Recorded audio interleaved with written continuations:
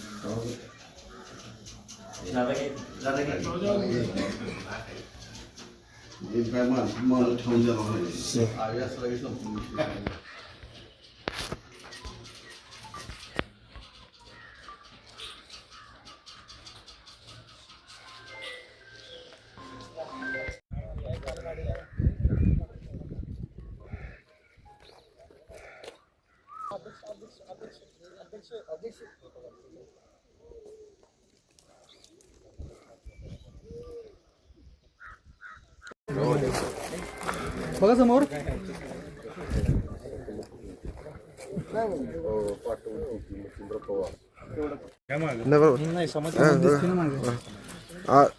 आज अधिकृत पदभार स्वीकारणार आहे तुम्ही, काय सांगाल याबद्दल?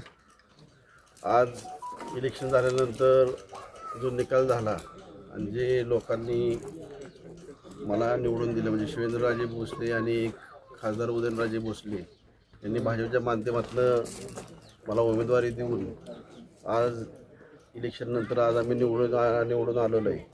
ही निवडून असताना आज आम्ही पदभार स्वीकारणार आहे. त्याच्या आधी शाहू महाराजांच्या पुण्यतिथीला ज्यावेळेस इथं आलो होतो, आपली साहित्य परिषद पुणे शाखेचे आपलं पुणे आणि शाखा शाहूपुरी यांच्या वतीनं त्या कार्यक्रमाला आलो होतो, त्यावेळेस इथं शब्द दिला होता की मी ज्यावेळेस पदभार स्वीकारेल, हा पदभार स्वीकारताना जे आपले शाहू महाराज आहेत, ज्यांनी आपला राज्याचा विस्तार म्हणजे आपल्या स्वराज्याचा विस्तार अटकेपासून कटक आहे ना अटकपासून कटकपर्यंत जो केला आहे, त्या राजानं राजधानीचं स्वरूप बदललं.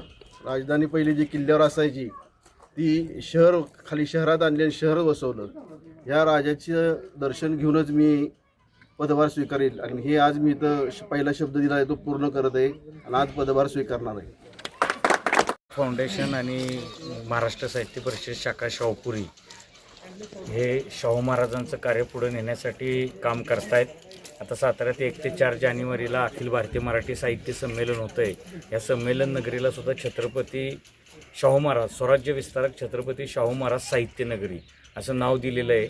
आणि आपली अशी इच्छा होती की सातारा शहराचे वास्तुपुरुष हे स्वराज्य विस्तारक शाहू महाराज आहेत आणि शाहू महाराजांवर भारतानं किंवा भारतातल्या इतिहासकारांनी महाराष्ट्र आणि सातारावासियांनी फार मोठा अन्याय केलेला आहे की शेवट ज्यांनी शहर बसवलं त्यांचा जो वारसा आपण पुढे चालवायला हवा होता तो चालवण्यामध्ये आपण कमी पडलेलो होतो. आणि गेली 2-3 वर्ष माहुली ग्रामपंचायतीच्या सहकार्यानं आपण इथं त्यांची पुण्यतिथी आणि जयंतीचे कार्यक्रम करून त्यांच्याविषयी कृतज्ञता व्यक्त करतो. नवनिर्वाचित नगराध्यक्ष हे आमचे सहकारीच आहेत आणि ते ह्या कार्यक्रमांना नेहमी हजर असायचे.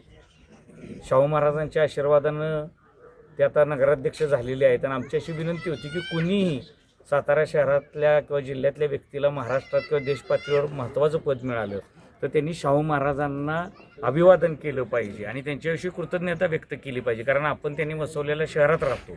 आणि त्यामुळे शिवेंद्रराजेसुद्धा मंत्री झाल्यानंतर ज्यावेळी साताऱ्यात आले त्यानंतर त्यांना आम्ही शाहू महाराजांना अभिवादन करण्यासाठी कृतज्ञता व्यक्त करण्यासाठी घेऊन आलो होतो. नगराध्यक्षांचे तर मी मनापासून आभार मानतो की पदभार स्वीकारण्यापूर्वी शाहू महाराजांना अभिवादन करून त्यांच्याविषयी कृतज्ञता व्यक्त करून ते पदभार स्वीकारणारे सातारा शहराचा आणि शाहू महाराजांचा आशीर्वाद आता प्रत्यक्ष घेऊनच ते निघालेले आहेत. त्यामुळे शहराचा विकास ते चांगल्या पद्धतीनं करतील आणि त्यांनी जो शब्द दिला तो त्यांनी पाळलेला आहे. त्यामुळे शब्द पाळूनच कारभाराची सूत्र ते हातात घेत असल्यामुळं पुढच्या 5 वर्ष सातारा शहराच्या जनतेला दिलेले सगळे शब्द ते पूर्ण करतील याविषयी माझ्या मनात कुठलीही शंका नाही. मी त्यांना शुभेच्छा देतो आणि त्यांचे आभार मानतो की त्यांनी शाहू महाराजांचा वारसा असा पुढे न्यावा आणि सातारा नगरपालिकेत सुद्धा नव्या इमारतीत शाहू महाराजांचं स्मारक होणार आहे, तर ते स्मारकसुद्धा अतिशय देखणं करण्यासाठी त्यांनी प्रयत्न करावेत अशी अपेक्षा व्यक्त करतो आणि माझे 2 शब्द थांबतो. बरं. नूतन नगराध्यक्ष अमोलजी मोहिते हे पदभार स्वीकारत आहेत आणि आत्ताच त्यांनी सांगितले की शाहू महाराजांचा आशीर्वाद घेऊन मी हे पदभार स्वीकारत आहे. आज जी राज्य वसली म्हणजे गुजरात असेल, तिथलं बडोदा सरकार असेल, त्याच्यानंतर मध्य प्रदेश असेल, हे शाहू महाराजांच्या आधिपत्याखाली तिथली राज्य ही किंवा त्या गाद्या निर्माण झाल्या. अशा ह्या शाहू महाराजाचं कृतज्ञता व्यक्त करणं हे आमचं महत्त्वाचं काम आहे. त्याचप्रमाणे त्यांचा इतिहास हा आता साहित्य परिषद पुढे नेणारच आहे. त्याला चांगल्या प्रकारे साथ देऊन अध्यक्ष आमचे जे आहेत तेही चांगल्या प्रकारे साथ देतील आणि शाहू महाराजांचे विचार, शाहू महाराजांची विचारधारा घेऊन नगराध्यक्षपदाचा कारभार आता त्यांनी स्वीकारलेला आहे. त्यामुळे नक्की सातारा शहराचा विकास हा चांगल्या प्रकारे होणार आहे याबद्दल सर्वांची आमची खात्री आहे.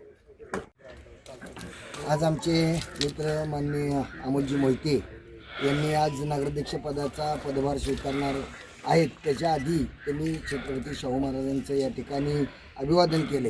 एक अभिमानाची गोष्ट आहे की सातारा शहराचं नाव जे शाहू म्हणून आपण जे शाहू नगरी म्हणून जे म्हणतो आणि त्या शाहू महाराजांना आपण वंदन करून आज पदभार स्वीकारणार आहेत, तर त्याबद्दल त्यांचे आणि सर्व शाहूवासियांचे त्यांनी आज या ठिकाणी कृतज्ञता व्यक्त केली आणि आज ते पदभार स्वीकारणार आहेत, तर त्यांना आमच्या शुभेच्छा.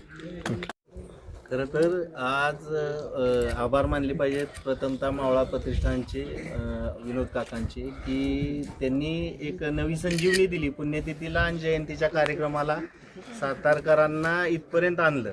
आणि ही नवीन नांदी आहे एक शाहू नगरीची की शाहू नगरीचा नगराध्यक्ष खुर्चीवर बसायच्या आधी शाहूंच्या दर्शनाला आला. म्हणजे एवढी दुर्दैवी अवस्था होती की सातारकर इकडं मशानभूमी म्हणून बघत होते, पण हल्ली एक 4-5 वर्षात त्याचा फार कायापलट झाला आहे आणि ही नवीन नांदी आहे. त्याबद्दल मी विनोद काकांचे खूप खूप आभार मानतो की ही सर्व जे आपण सर्व सातारकरांना इकडं वळवण्याचा जो प्रयत्न आहे तो मला वाटतं कुठंतरी यशस्वी झाला आहे आणि भविष्यातला जो प्रकल्प आहे तो आपल्या सर्वांच्या मार्गदर्शनाखाली लवकरात लवकर चालू व्हावा ही अपेक्षा व्यक्त करतो. आता